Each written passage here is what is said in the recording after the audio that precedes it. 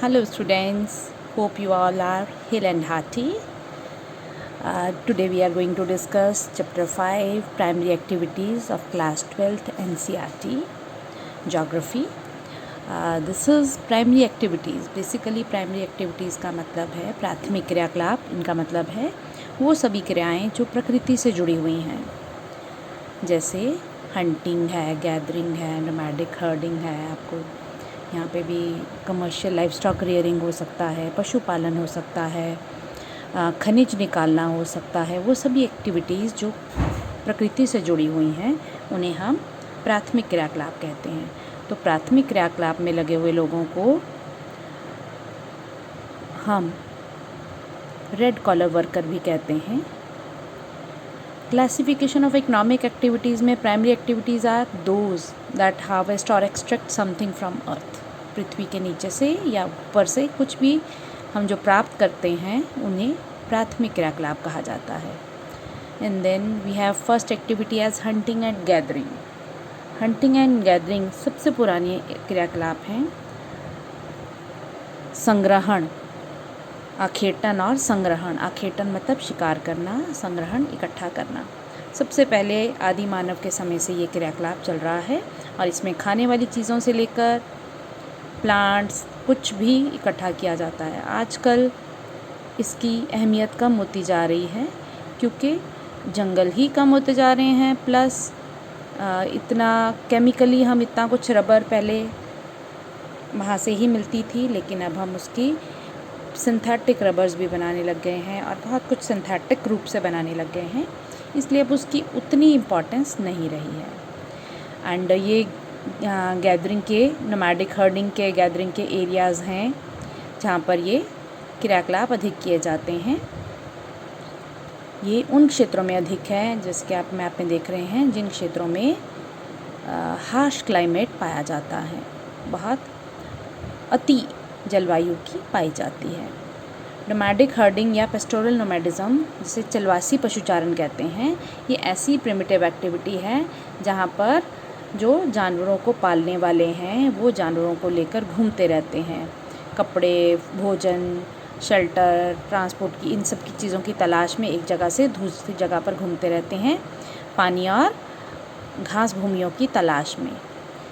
और इसी का एक कॉन्सेप्ट है ट्रांसह्यूमेंस, ऋतु प्रवास. ऋतु प्रवास का मतलब है कि पहाड़ी क्षेत्रों में जब बहुत ज़्यादा गर्मी या सर्दी होती है तो ये लोग भी अपने जगह छोड़कर दूसरी जगह पर चले जाते हैं. और गर्मियों में ये कहाँ जाते हैं? गर्मियों में पहाड़ों पे और सर्दियों में पहाड़ों से नीचे मैदानी हिस्सों में उसकी तलछटी पे आ जाते हैं. Then we have nomadic herding and commercial livestock rearing. इन दो कॉन्सेप्ट्स को कंपेयर किया गया है. नोमैडिक हर्डिंग अभी हमने डिस्कस भी किया है, जो जानवरों को लेकर घूमते रहते हैं. जलवासी पशुचारण. कमर्शियल लाइफ स्टॉक रियरिंग का मतलब है वाणिज्यिक पशुधन पालन. नोमैडिक हर्डिंग पुराना है, कमर्शियल लाइफ स्टॉक रियरिंग नया है और बहुत पैसा लगाया जाता है इसमें, और ये एक ही जगह पे किया जाता है. एक ही जगह पे रेंचेस बनाकर वहाँ पर पशुपालन किया जाता है. मॉडर्न हेल्थ फैसिलिटीज़ प्रोवाइड की जाती हैं एनिमल्स को, और बहुत हाईली मैकेनाइज्ड होता है. इसमें अच्छी ब्रीड के जानवर पाले जाते हैं और जनरली इसमें एक ही प्रकार के जानवर होते हैं, जबकि नोमैडिक हर्डिंग में कितने हैं, अलग अलग प्रकार के हो सकते हैं. 2 गायें हैं, 2 भैंस हो सकती हैं, 2 कुत्ते, बकरियाँ, कुछ भी जानवर हो सकते हैं, लेकिन इसमें एक ही प्रकार के जानवर पाले जाते हैं.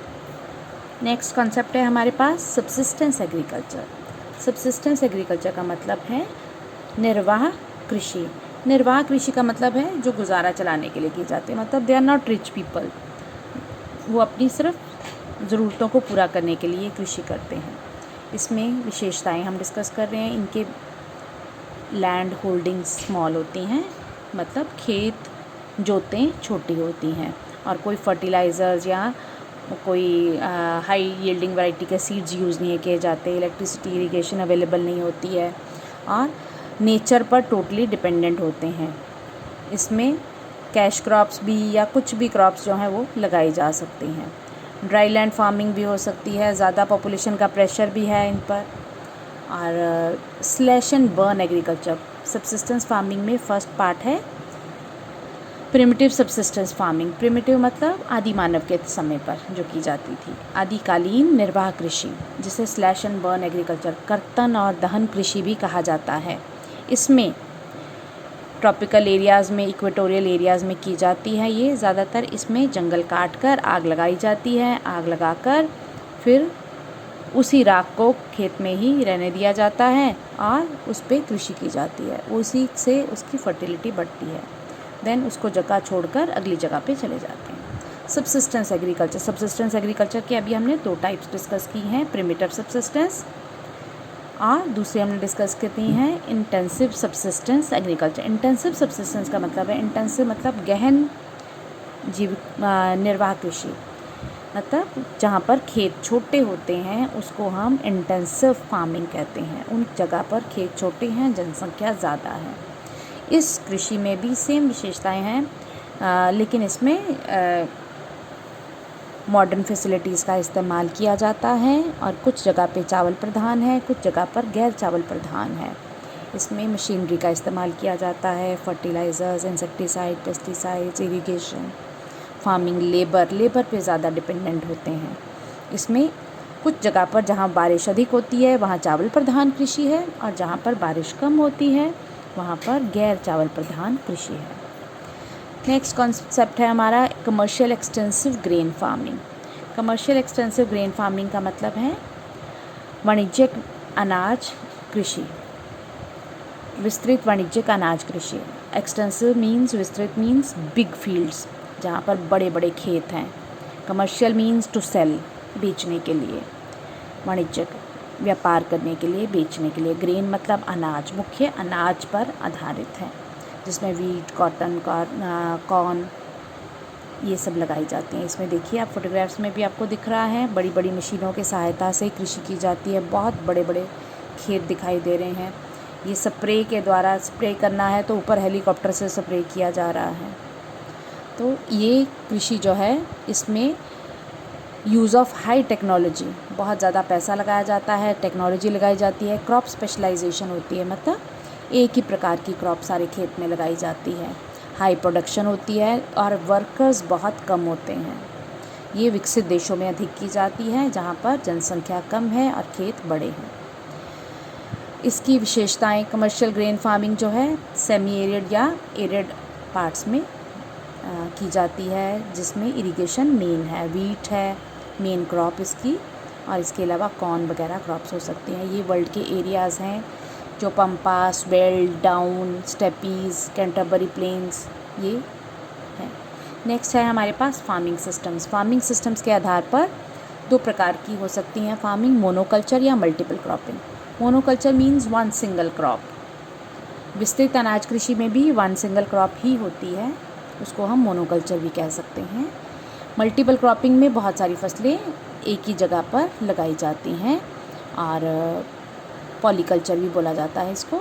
नेक्स्ट पार्ट हम डिस्कस करने लगे हैं कमर्शियल एग्रीकल्चर। कमर्शियल एग्रीकल्चर में प्लांटेशन एग्रीकल्चर भी इसी का पार्ट है। कमर्शियल एग्रीकल्चर 2 पार्ट में हमने डिस्कस किया है। पहला हमने डिस्कस किया extensive grain farming, second commercial agriculture. Commercial मतलब बेचने के लिए लगाई जाने वाली फसलें। यहाँ पे हम डिस्कस कर रहे हैं कमर्शियल एग्रीकल्चर जो सेल करने के लिए लगाई जा रही हैं। प्लांटेशन फार्मिंग में, प्लांटेशन मतलब रोपण कृषि। रोपण कृषि में मतलब पौधे लगा दे जाते हैं जो लंबे समय तक खेतों में बने रहते हैं, जैसे गन्ना हो सकता है, शुगर केन हो सकता है, टी हो सकती है। ये प्लांट्स जो हैं लंबे समय तक खेत में रहते हैं। रबर, कॉफ़ी, शुगर केन ये सब जो है मेन है। इसमें पैसे बहुत अधिक लगाने पड़ते हैं, लेबर फोर्स की बहुत ज़्यादा ज़रूरत होती है, ट्रांसपोर्टेशन के अच्छे मेथड्स, अच्छी टेक्नोलॉजी, और ये सब चीज़ें जो हैं इनके लिए बहुत इम्पॉर्टेंट होती हैं। तो ये हमने मेजर चैप्टर डिस्कस कर लिया है। Now I have for you major questions. इस लेसन के बेस्ड कुछ क्वेश्चंस हैं, वो भी मैंने आपको यहाँ पे दिए हुए हैं, इनको देखिए और टेक्स्ट बुक को गो थ्रू ज़रूर करिए। Text book is very important. 1 mark questions, MCQ, long question सब उसी से आते हैं। तो be very active with intensive study, गहन अध्ययन करिए टेक्स्ट बुक का। Okay, have a good day, bye.